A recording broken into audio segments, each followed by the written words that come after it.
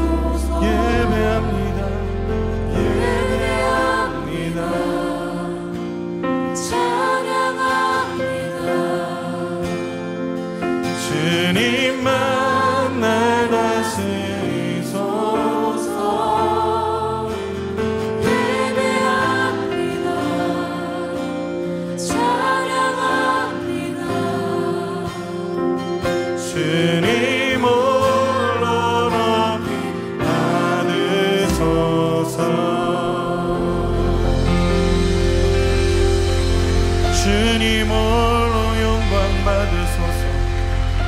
주님만 날 다스리소서. 아멘. 하나님의 임재 안에 거하며 늘 그분을 찬양하는 우리의 하루가 되길 원합니다. 오늘 본문은 민수기 9장 15절부터 23절 말씀입니다.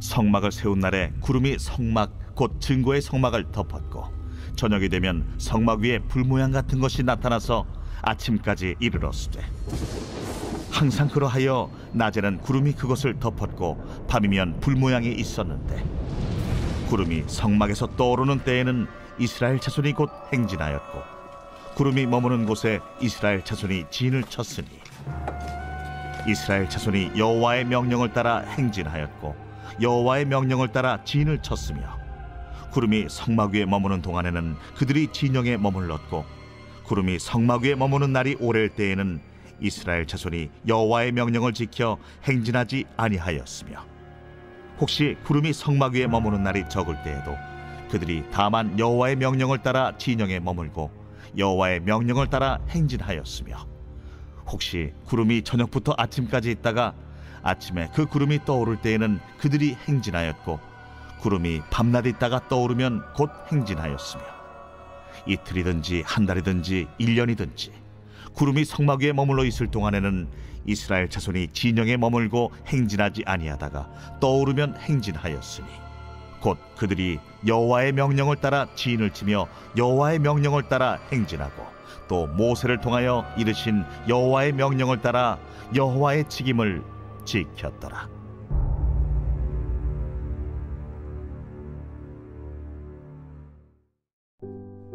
아멘.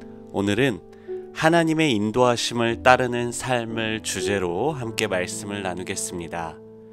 성막은 하나님이 이스라엘 백성을 만나주신 장소였습니다. 그 위에는 하나님의 임재를 상징하는 구름이 항상 머물러 있었습니다. 백성은 구름을 보고 행진을 시작하거나 멈추었습니다. 임마누엘 되시는 하나님은 이처럼 당신의 백성과 늘 함께 하시며 그들을 인도하십니다. 우리의 삶을 인도하시는 하나님께 가져야 할 올바른 태도는 어떤 것일까요? 먼저는 인도해 주시는 대로 우리는 순종해야 합니다. 성막을 세우던 날부터 구름이 성막을 덮었으며 그 구름은 이스라엘 백성의 광야 생활 가운데 늘 그들과 함께 있었습니다. 그들은 구름이 성막에서 거쳐 올라가면 구름을 따라 행진을 시작했고 구름이 머무는 곳에 멈추어 섰습니다. 구름은 온 이스라엘 백성이 어디서나 볼 수 있도록 떠올랐고 하나님은 확실하고도 자상하게 당신의 백성을 인도하셨습니다. 하나님의 인도하심을 따르며 그 뜻대로 사는 것은 신앙생활의 핵심 요소입니다.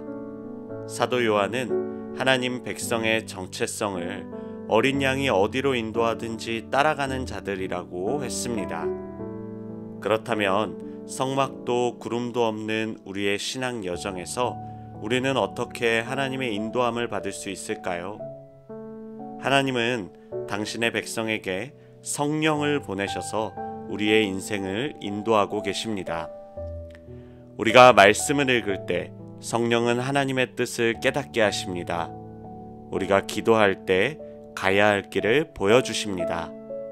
그러나 문제는 우리가 주님의 인도하심에 불평할 때가 있다는 것입니다. 이스라엘 백성은 날마다 하나님이 주신 만나를 먹으면서도 애굽의 노예로 살던 때를 그리워하며 불평했습니다. 우리는 이스라엘 백성의 전철을 밟지 않도록 연약한 우리를 보호하고 인도하시는 하나님께 감사해야 합니다. 내가 주인 되어 죄악 속에 살던 삶의 방식을 내려놓고 주님의 길을 따라 의로운 삶을 살 것을 날마다 결심하고 실천하며 사시길 바랍니다. 두 번째로 우리는 조급함을 버리고 기도하며 기다려야 합니다. 우리의 신앙생활의 위기는 인내하며 기다려야 할 때 찾아옵니다. 구름이 성막 위에 머물러 있는 날이 한 달이고 한 해고 지속되면 이스라엘 백성도 진을 친 자리에서 떠나지 않았습니다. 그런데 구름이 언제 떠오를지 모르는 상황 속에서 무작정 기다리는 것은 조급한 이들에게는 답답한 일이었을 것입니다. 모세가 하나님의 명령을 따라 시내산으로 들어갔을 때 백성은 모세가 오래도록 산에서 내려오지 않자 시험에 들고 말았습니다. 그들이 아론을 다그치자 아론은 우상을 만들었습니다. 우리에게도 언제 끝날지 모르는 기다림의 시간이 있습니다. 우리는 가족과 친구에게 구원이 임하길 기다리거나 오랫동안 해결되지 않은 인생의 문제가 풀리기를 기다립니다. 우리는 이러한 시간들을 보내며 때로는 조급한 마음에 하나님을 원망하는 죄를 범할 수도 있습니다. 하나님의 사람 다윗도 사울의 위협이 지속되면서 하나님이 자신을 외면하고 버리셨다고 탄식했습니다. 우리는 어떻게 이 시간들을 견뎌야 할까요? 다윗은 문제를 해결해 보려고 성급하게 나서지 않았습니다. 그는 기다림이 오래될수록 더욱 잠잠했습니다. 하나님이 움직이실 때까지 잠잠히 하나님과 교제하는 자리에 머물러 기도했습니다. 하나님은 그 시간을 통해 다윗을 당신의 주권에 온전히 순종하는 자로 빚으셨습니다. 그러므로 기다리는 시간들이 결코 헛되지 않음을 기억하고 잠잠히 하나님만 바라보시길 바랍니다. 하나님은 우리를 인도하십니다.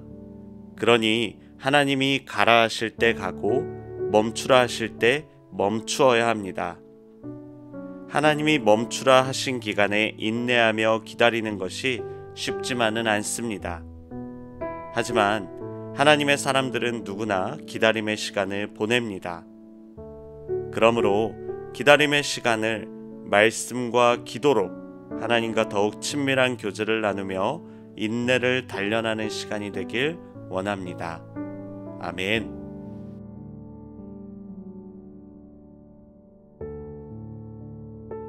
함께 기도하고 오늘 묵상을 마무리하겠습니다. 하나님, 우리의 삶을 세심하게 인도하시는 신실하신 주님의 은혜에 감사합니다. 하나님이 움직이시면 저도 움직이고 하나님이 멈추시면 저도 머물기를 원합니다.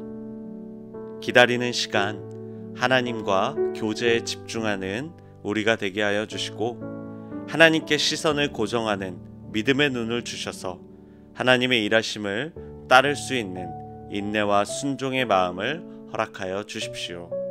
예수님의 이름으로 기도합니다. 아멘.